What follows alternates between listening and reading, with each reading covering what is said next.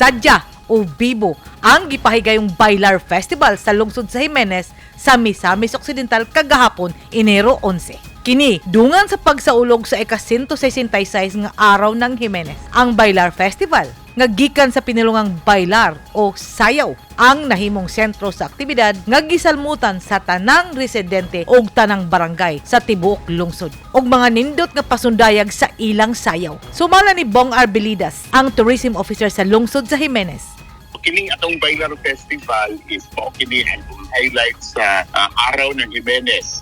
Karong tuiga, nag-celebrate kita sa ika-166 kasumaran or township anniversary sa atong lungsod sa Jimenez, dinhi sa Misamis Occidental. So ang Bailar Festival, usa kana siya ka Espanyol nga pulong, bot pasabot nga sayaw. So Bailar Festival is actually a dance festival.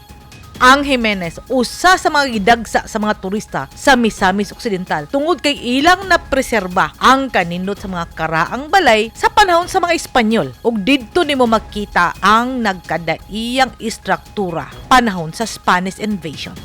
Ang Jimenez mo ang gitawag nga heritage town of the province of Misamis Occidental. Anaa sa Jimenez ang usa sa pinakadaan nga simbahan sa ato ang Mindanao or diri sa island of Mindanao. Gawas ana ang Jimenez aduna usay 100 kapin or 110 to be exact ancestral houses that surrounds the church.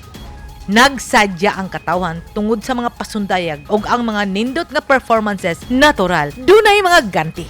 Ang nahimong mananao gahapon sa Bailar Festival karong tuiga 2024 mao ang Cluster 3. Ang premyo sa ato ang champion 70,000 pesos. Ang nahimong ikaduha nga mananao or second place mao ang Cluster number 1 ug ang ikatulo nga lugar magikuha sa Cluster 2. Doon natin igante nga sa third prize nga 20,000 pesos. Ang tema sa anibersaryo mao ang Asenso Jimenez, padayon alang sa dugang pangkalambuan. Edit Kaduayan, Newsline Philippines. Stay safe!